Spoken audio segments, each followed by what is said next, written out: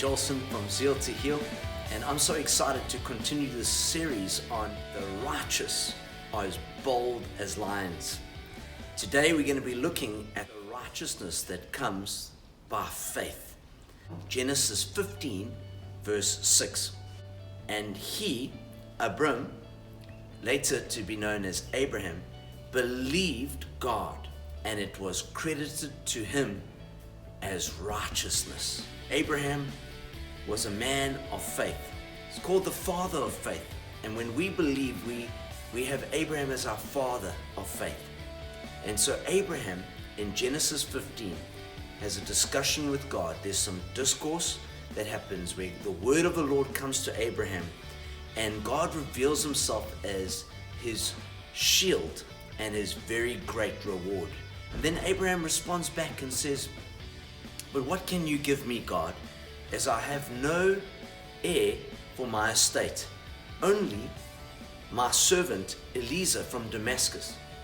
And then from that place, God responds and says to Abraham, "You will have an heir of your own flesh and blood."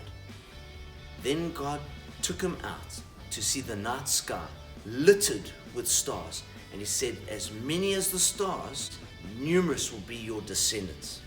Abraham believed God. Abraham journeyed with God. There was 25 years about of him believing, trusting, going through a roller coaster of trusting and working through his own doubts and unbelief, making his own plans and then living in the plans of God, the promises of God. But he believed, and he wasn't perfect, but his righteousness was through the perfection of God, was a gift given by God. When you believe, you are credited with the gift of righteousness. What to believe? In the gift of Jesus Christ, the giving of his son.